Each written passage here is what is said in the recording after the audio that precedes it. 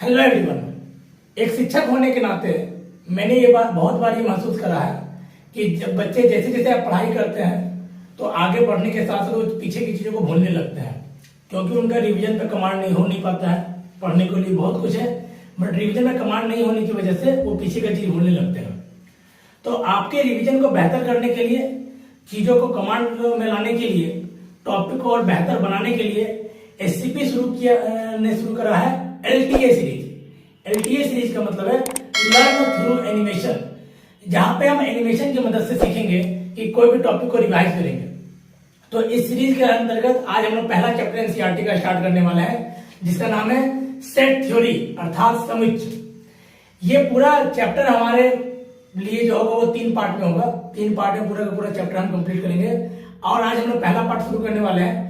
पहला पार्ट में हम ये जानने का प्रयास करेंगे कि समुच्चय क्या होता है और उसको निरूपित कैसे करते हैं।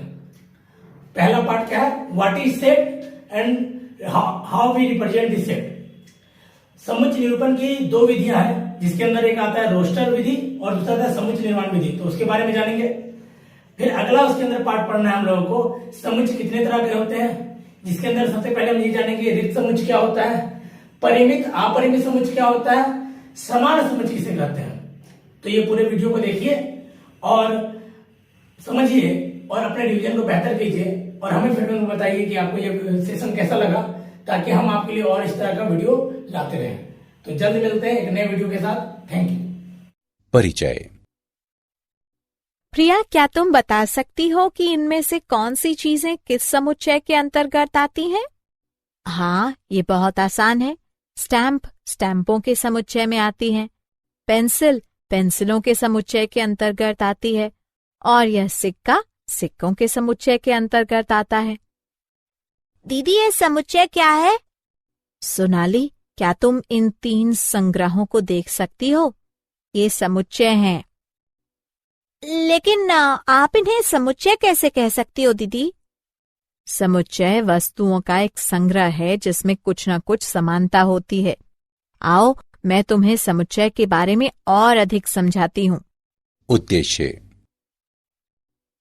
इस पाठ के अंत में आप निम्न करने में सक्षम हो जाएंगे: समुच्चय और उनके निरूपण को जानना, समुच्चयों के रोस्टर रूप और समुच्चय निर्माण रूप को समझना, रिक्त समुच्चय को समझना, परिमित और अपरिमित समुच्चयों को जानना, समान समुच्चय को परिभाषित करना, समुच्चय और उनका निरूपण। एक समुच्चय वस्तुओं का संग्रह है जिसमें कुछ न कुछ समान होता है अथवा एक नियम का अनुसरण करता हो। उदाहरणार्थ, सिक्कों का समुच्चय 13 से 15 वर्षों के आयु के समूह में लड़कियों का समुच्चय। समुच्चय की वस्तुओं को उसका अवयव कहते हैं। समुच्चय के निरूपण के लिए मंझले कोष्ठक का उपयोग किया जाता है और अवयवों को एक दूसरे से अर्ध विराम द्वारा पृथक किया जाता है। अतः केशा के लिए बाहरी पहनावे का समुच्चय होगा। ए बराबर कोट, टोपी, स्कार्फ, दस्ताने, जूते, जहां ए समुच्चय का नाम है तथा कोष्ठक ये दर्शाता है कि उनके बीच लिखी हुई वस्तुएं समुच्चय के अंतर्गत आती हैं। इस प्रकार एक समुच्चय को अलग अलग वस्तुओं के एक संग्रह के रूप में परिभाषित किया गया है। समुच्चयों का निरूपण। समुच्चयों को साधारणतः अंग्रेजी वर्णमाला के बड़े अक्षरों से प्रदर्शित किया जाता है। एक समुच्चय के अवयवों को साधारणतः अंग्रेजी वर्णमाला के छोटे अक्षरों द्वारा प्रदर्शित किया जाता है। एक समुच्चय के लिए वस्तुएं, अवयव तथा सदस्य पर्यायवाची पद हैं। उदाहरणार्थ, कैपिटल ए एक समुच्चय है और ए उसमें एक अवयव है।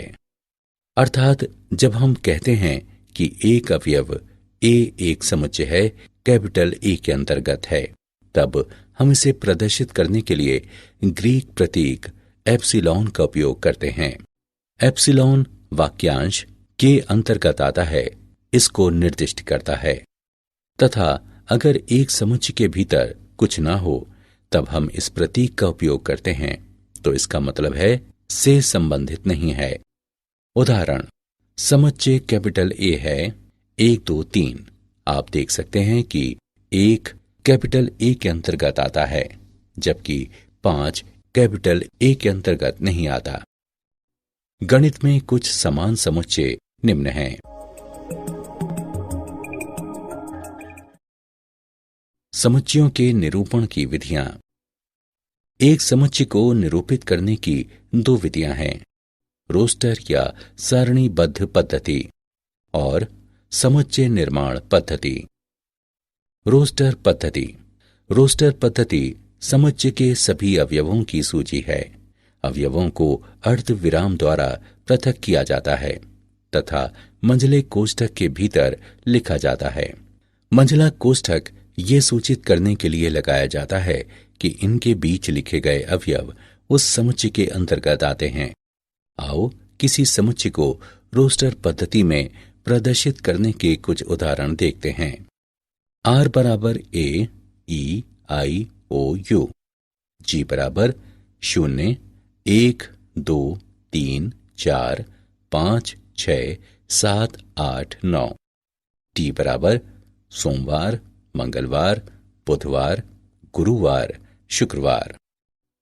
समुच्चय निर्माण पद्धति एक सामान्य पद्धति है जिसे नीचे समझाया गया है। समुच्चय निर्माण पद्धति में अनुलंब पट्टी को हमेशा इस तरह है कि के रूप में पढ़ा जाता है। यदि रोस्टर विधि अनुपयुक्त या अपर्याप्त हो तो अधिकांशतः समुच्चय निर्माण पद्धति का उपयोग किया जाता है। उदाहरणार्थ, x इस तरह है कि x 6 से छोटा है और x जो कि एक गणनीय संख्या है सभी 6 से छोटी गणनीय संख्याओं का एक समुच्चय है। नोट करें कि 1, 2, 3, 4, 5 की तरह ये समान समुच्चय है। समुच्चय की रोस्टर पद्धति का उदाहरण, जब पैटर्न स्पष्ट हो तथा समुच्चय बड़ा हो तब साधारण रोस्टर पद्धति की भिन्नता में एलिप्सिस यानी न्यून पदों का उपयोग किया जाता है। 9007 के बराबर अथवा उससे छोटी विषम गणनीय संख्याओं का समुच्चय है 1, 3, 5, 7 इत्यादि 9007 तक। सभी गणनीय संख्याओं के समुच्चय को 1, 2, 3 इत्यादि से निरूपित किया जाता है। रोस्टर विधि में 7 से कम सभी सम धनात्मक पूर्णांकों के समुच्चय को 2, 4, 6 के रूप में लिखा जाता है।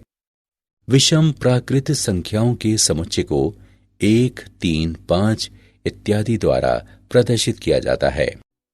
स्कूल शब्द की रचना करने वाले अक्षरों का समुच्चय है SCHOL अथवा HOLCS।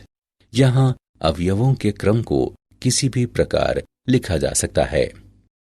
समुच्चय की समुच्चय निर्माण पद्धति का उदाहरण, सभी x का समुच्चय इस तरह है कि x 0 से बड़ा हो। सभी x का समुच्चय इस तरह है कि x 11 के अतिरिक्त कोई भी संख्या है। सभी x का समुच्चय इस तरह है कि x 5 से कम कोई भी संख्या है। रिक्त समुच्चय, जिस समुच्चय में एक भी अवयव नहीं होता वह रिक्त समुच्चय या अशक्त समुच्चय कहलाता है। इसे अशक्त या शून्य समुच्चय भी कहा जाता है। रिक्त समुच्चय को इन प्रतीकों द्वारा निरूपित किया जाता है। उदाहरण, a बराबर 2, 6, 8 और b बराबर 3, 5, 7। माना कि C समुच्चयों A और B के प्रतिच्छेदन को दर्शाता है, तब C बराबर एक शून्य समुच्चय है क्योंकि दो समुच्चयों के बीच कोई भी अवयव समान नहीं है। चलिए एक उदाहरण को हल करें। मापांक 6x - 7 + 10 बराबर 0 को हल करें। हल। चरण 1, मापांक 6x - 7 + 10 बराबर 0। चरण 2, मापांक 6x - 7 बराबर -10, जो सत्य नहीं है, दोनों पक्षों से 10 घटाने पर। चरण 3, अतः हल 1-0 समुच्चय है। परिमित और अपरिमित समुच्चय। परिमित समुच्चय, समुच्चय जो रिक्त है अथवा जिसमें अवयवों की संख्या निश्चित होती है, परिमित समुच्चय कहलाता है।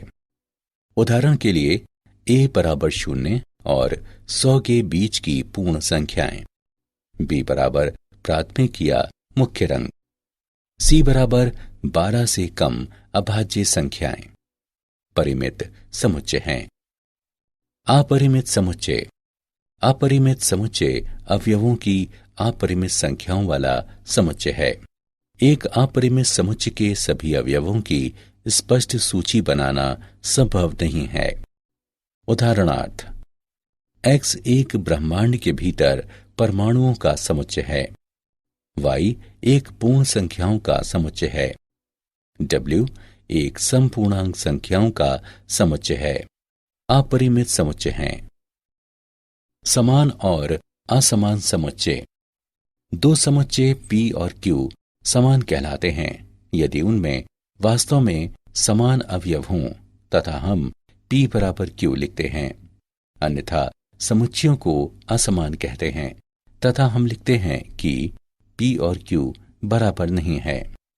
समान समुच्चय का उदाहरण, समुच्चय A बराबर 3, 4, 6 और B बराबर 6, 3, 4 बराबर हैं क्योंकि उनके अवयव समान हैं। यदि समुच्चय के एक या एक से अधिक अवयवों को दोहराया जाता है तो समुच्चय बदलता नहीं है। उदाहरण के लिए, कैपिटल A के सभी अवयव कैपिटल B में हैं अथवा कैपिटल B के सभी अवयव कैपिटल A में हैं, तो समुच्चय A बराबर 5, 6, 7 और B बराबर 6, 6, 5, 7, 7 बराबर हैं। यही कारण है कि हम प्रायः किसी समुच्चय का वर्णन करते समय उसके अवयवों की पुनरावृत्ति नहीं करते हैं। क्या आप जानते हैं, समुच्चय तथा समुच्चय की सैद्धांतिक अवधारणाओं के मामले में लगभग सभी गणितीय अवधारणाएं अब स्पष्ट रूप से परिभाषित हैं। उदाहरण के लिए, गणितीय संरचनाएं जैसे विभिन्न अक्षीय गुणों वाले विविध रेखांकन, बहुमुख वलय और वेक्टर स्पेस सभी समुच्चय के रूप में परिभाषित हैं। समतुल्यता और क्रम संबंध गणित में सर्वव्यापी हैं तथा संबंधों के सिद्धांत पूरी तरह से समुच्चय के सिद्धांतों पर आधारित हैं। सारांश। आइए हमने जो कुछ सीखा है उसे संक्षेप में दोहराएं। समुच्चय एक अच्छी तरह से परिभाषित वस्तुओं का संग्रह है। एक समुच्चय जिसमें कोई अवयव नहीं है उसे रिक्त समुच्चय कहा जाता है। एक समुच्चय जिसमें अवयवों की संख्या निश्चित होती है उसे परिमित समुच्चय कहा जाता है। अन्यथा समुच्चय अपरिमित समुच्चय होता है। दो समुच्चय A और B को एक समान कहा जाता है यदि उनके अवयव वास्तव में एक समान हों।